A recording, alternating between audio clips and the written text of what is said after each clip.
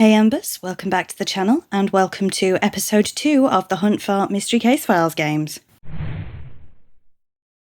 I do have this mini-series on a playlist if you'd like to check episode 1 out before watching this video, but if not, no worries. Basically, I have set myself a goal to purchase every physical copy of a Mystery Case Files game by the end of the year. In episode 1, I showed you all the games I already owned, and of course, this episode 2, I'm going to show you the games that I've acquired since then. Before we start, I did make a slight error in episode 1. I mentioned that at time of recording, 16 of the Mystery Case Files games have physical releases, some on multiple platforms, which makes a grand total of 19 physical games I need to complete the collection.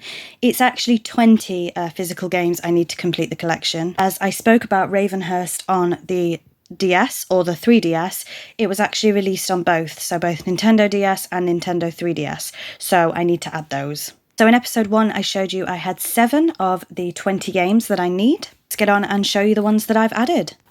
First up, we have Mystery Case Files Prime Suspects on the Nintendo DS. This was bought in CEX. This was actually bought online, and not including postage, this cost me £4. As luck would have it, these used to be in all the CEXs I went into. Now I've started this series, I can't find them anywhere. And then, as you can see, this did come with a manual as well. Next up, we have the spin-off Mystery Case Files The Malgrave Incident on Nintendo Wii. Again, this was bought online at CEX and it cost me £1.50, not including postage. And I showed you in episode 1 that I have Mystery Case Files Millionaire on the DS, so this actually completes all of the spin-off games I need for the collection. And once again, in very good condition, this also came with the manual. Up next, we have the 7th game in the series, which is 13th Skull. Once again, this was a CEX online purchase, and this cost £2.50, not including postage. Up next, another PC game, as most of the Mystery Case Files games are. This is game number 5 in the series, Return to Ravenhurst, and in my opinion, the best game. Now, this one was an eBay purchase, which cost me around £3. I just can't quite remember. And the final game to show you today is Escape from Ravenhurst on the PC.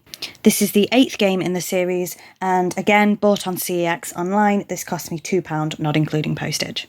So I'll bring them all back so you can see them. I've added 5 games, as you can see, to my collection. So I originally needed 20 for this series to be finished. I now need 8 more, and the Mystery Case Files games will be finished. So I gave you a full overview and rundown in episode 1, so I'm not going to do that again. I am going to tell you the 8 that I still need. So I do have my list in my hand if you can hear any crinkling paper, but the 8 I still need is Ravenhurst on Nintendo DS, Ravenhurst on 3DS, Dire Grove on 3DS, Return to Ravenhurst on 3DS, Fate's Carnival on PC, Dire Grove, Sacred Grove on PC, and then this is where it gets a bit tricky, so those ones should be easy to obtain, and like I mentioned in episode 1, this is the tricky point, because then I need Key to Ravenhurst and Ravenhurst Unlocked, both on PC. From my research, I've deduced that I can only get these 2 as a double pack, and they are, or seem to be, US only, so that one might be a little more difficult.